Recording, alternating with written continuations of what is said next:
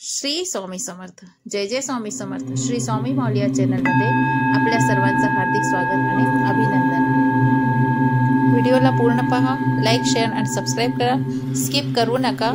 तुम्हाला स्वस्ती विसा यंत्राचा पूजा कशी करायची, केव्हा करायची, नक्कीच आपण हा व्हिडिओ पूर्ण पहा. श्री स्वामी समर्थ. व्यापार वृद्धी होत नसेल, व्यापार नीट चालत नसेल, व्यापार वृद्धी करायचा मार्ग दिसत नसेल, व्यापारमध्ये लाभ होत नसेल, काही केलं तरी यश मिळत नसेल, तर आपण नक्कीच हा स्वस्ती विसा यंत्राची पूजा करा. श्री स्वामी समर्थांच्या मंत्राने आपल्याला नक्कीच याची फलश्रुती मिळेल. कारण की प्रत्येक मनुष्य व्यापार करतो, तो छोटा व्यापार असो किंवा मोठा असो, कोणत्याही प्रकारचा तो व्यापार करतो, त्याच्यामध्ये तो खूप जास्त मेहनत करतो, खूप जास्त मेहनत असते. आणि जर तो व्यापार चांगला नाही चालला तर त्याचं असं वाटतं त्याच्या मनामध्ये की आपण हा बिझनेस बंद करून द्यावा, माझ्या भाग्यामध्ये काही बिझनेसच नाही, माहीत नाही काय असे ग्रह दोष आहे जे माझा बिझनेस पुढे वाढवतच नाही आहे, व्यवसाय करताना काही मला मदत मिळत नाही आहे, मला लाभ होत नाही आहे, मला काहीच पैसा माझ्या गल्ल्यामध्ये येत नाही, असे किती तुमच्यासमोर सुद्धा समस्या असतील. तर या समस्या करता आपण नक्कीच छोटे छोटे उपाय करा आणि श्री स्वामी मंत्राने स्वस्ती विसा यंत्राची पूजा करा, जेणे की तुम्हाला खूप जास्त फलश्रुती मिळेल. सगळ्यात पहिले तर आपण जेव्हाही घराच्या बाहेर निघा तेव्हा आपण आपल्या आईवडिलांना नमस्कार करून निघा.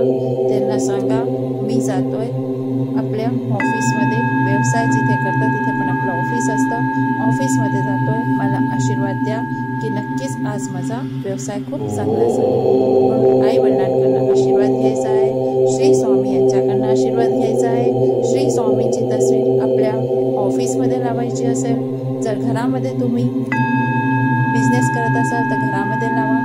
नक्कीच तुम्ही स्वामींची तस्वीर त्या ठिकाणी लावायची आहे आणि श्री स्वामी समर्थांना नमस्कार करायचा आहे. स्वामींना जेव्हा आपण नमस्कार करायचा आहे तेव्हा आपण त्यांना प्रार्थना सुद्धा करायची आहे. आजच्या दिवस बिझनेस चालायची. जेव्हा पण तुम्ही ऑफिसमध्ये प्रवेश करा, आपल्या घरामध्ये तर स्वामी आहे, तुम्ही घरातून बिझनेस करताय तर आपण तिथे त्यांची सेवा करतोय. पण जर आपण आणखी दुसऱ्या ठिकाणी व्यवसाय करताय तर त्या ऑफिसमध्ये जेव्हाही तुम्ही प्रवेश कराल तेव्हा आपल्या उजव्या हाताच्या अंगुठ्याला स्वामींचे नाव घेऊन डोक्याला आणि हृदयावर लावायचे आहे आणि स्वामींना सांगायचे आहे मी तुमच्या ऑफिसमध्ये प्रवेश करत आहे, आज मला या व्यापारामध्ये सुयश मिळू द्या. हा उपाय खूप जास्त चमत्कारी आहे. त्याच्यानंतर जिथे आपण बसतोय तिथे श्री स्वामींची तस्वीर आपल्या समोर असावी.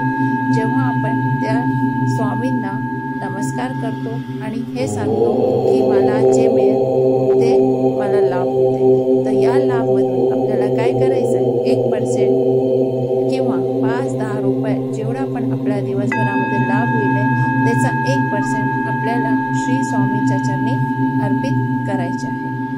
जेव्हा तुम्ही अर्पित करणं सुरू करून द्या त्याच्यातला 1% सुद्धा तर तुम्हाला जीवनामध्ये फरक दिसून येईल. श्री स्वामींसमोर बसून आपण ऑफिसमध्ये गेलो, हा एक अजून उपाय आहे. ऑफिसमध्ये गेलो, श्री स्वामींसमोर बसून आपल्याला श्री स्वामींचं नाव घेऊन ओम श्री ह्रीम क्लीम महालक्ष्मी नमःचा जाप करू शकत असाल तर 108 वेळा करा, एक महाजप. त्याच्यानंतर आपण दुसरा जप पण आहे तो करू शकतो. ओम श्रीम श्रीम श्रीम परमाम सिद्धिम श्री श्री श्री या मंत्राचा जाप सुद्धा आपण 108 वेळा करू शकतो.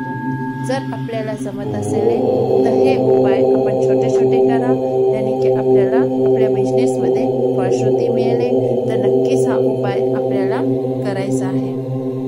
हा जो विसा यंत्र आहे, स्वस्ती विसा यंत्र, ह्याला आपल्याला तांब्याच्या जाळपत्रावर कोरून सिद्ध करायचे आहे. जर आपण सिद्ध नाही करू शकत तर बाजारातून सिद्ध यंत्र मिळतं, तो मंत्र आपल्याला घेऊन यायचा आहे. पूजा देवघराच्या बाहेर ठेवूनच करायची आहे. जर तुम्ही दुकान आणि ऑफिसमध्ये करू शकता तर तिथे केली तरी चालेल. या मंत्राची पूजा आपल्याला स्वामी मंत्राने करायची आहे. स्वामी मंत्र आहे नमो श्री स्वामी समर्थ. हा आपल्याला 11 वेळा किंवा 108 वेळा जपून करायचा आहे.